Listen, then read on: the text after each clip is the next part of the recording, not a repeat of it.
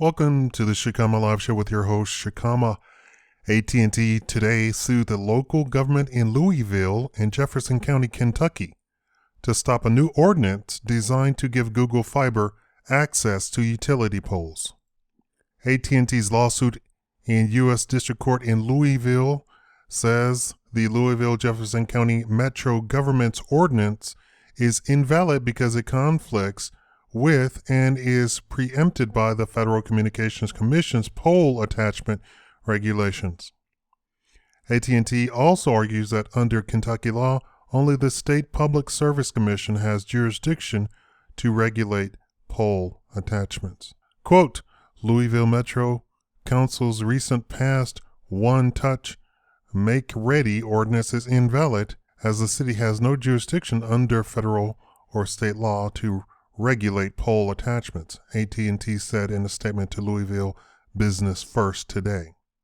We have filed an action to challenge the ordinance as unlawful. Google can attach to AT&T's pole once it enters into AT&T's standard commercial license agreement, as it has in other cities.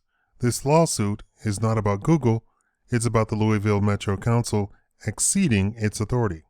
But with AT&T planning its own fiber deployment in Louisville, it could get a head start on Google in the lawsuit if the lawsuit delays its rival progress. AT&T, also known as Bell South Telecommunications in Kentucky, complains that the ordinance lets companies move AT&T wires without notifying AT&T as long as the work wouldn't cause customer outages. So-called one-touch, make-ready policies are designed to speed up deployments that require some wires to be moved to make room for new ones.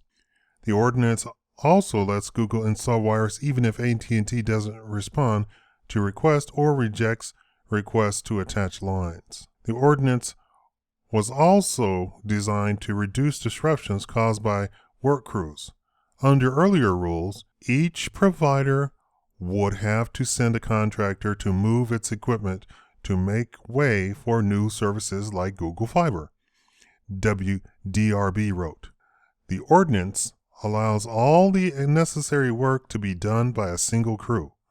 Ordinance supporters said it will reduce disruption in neighborhoods as Google or other broadband providers install thousands of miles of new fiber optic cable throughout Jefferson County, WDRB wrote. AT&T doesn't see that as a good thing. The telco's lawsuit argues that the ordinance allows companies to temporarily seize AT&T property and to alter or relocate AT&T's property without AT&T consent and, in most circumstances, without prior notice to AT&T.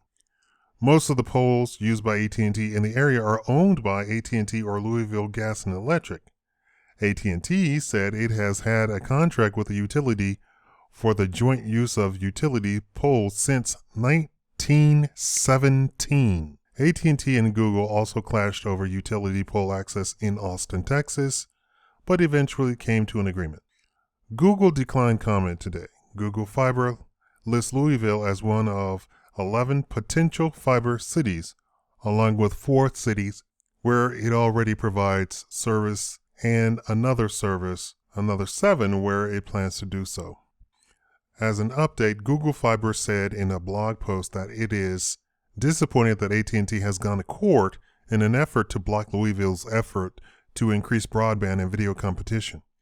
We are confident the city's common sense initiative will be upheld. Louisville's ordinance would allow work to be done by a team of contractors the pole owner itself has approved, instead of having multiple crews from multiple companies working on the same pole over weeks or months, the blog post noted. Louisville Mayor Greg Fisher vowed to vigorously defend against the lawsuit, saying that gigabyte fiber is too important to our city's future. What do you think of AT&T? Do you side with AT&T or do you side with Google? Pick your sides now. Thank you for watching the Shakaama Live Show.